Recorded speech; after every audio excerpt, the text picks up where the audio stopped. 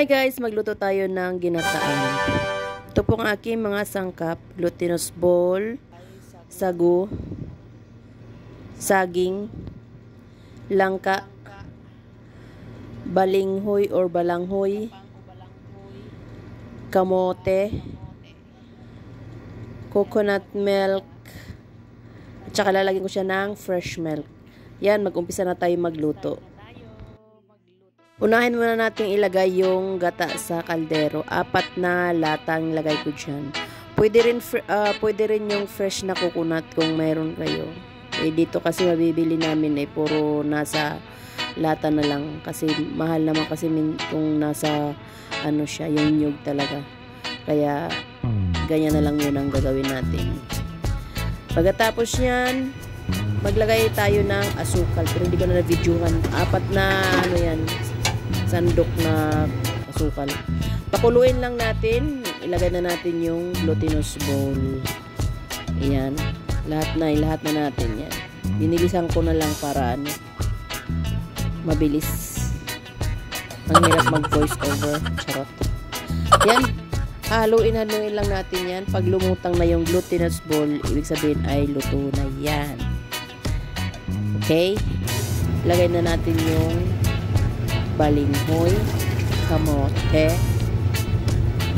Paghalo-haloin lang natin lahat. Pagkatapos niyan, ilagay natin yung ginawa kong slurry or pampalapot. Malagkit din yun siya. Yan, paghalo-haloin lang natin para hindi magdikit-dikit. Pagkatapos, ilagay na natin yung saging. Yan, pakuluin lang natin or lutuin natin siya. Pinutol ko na ang video para hindi mahaba. Pagkatapos, lagyan natin siya ng fresh milk. Ayan na yung fresh milk na sinasabi ko sa inyo. Yung ginataan ko na may fresh milk. Pwede rin naman siya hindi lagyan. Nilagyan ko yan para pandami pa, pandagdag sa rolang.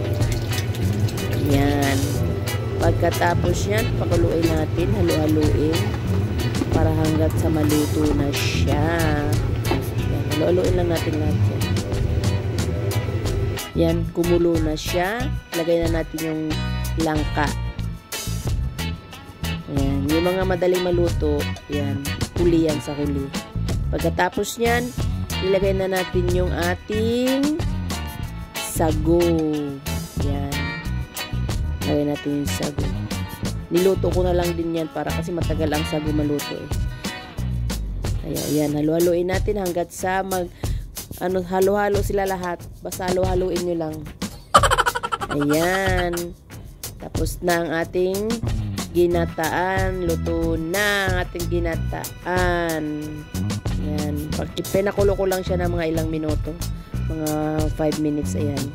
Ayan. Kita nyo, kumukulo-kulo pa. Ngayon, tikiman time tayo kasi luto na ang ating ginataan. O, diba? O, tikman natin. Masarap ba? Okay na daw. Salamat po sa panonood. Bye!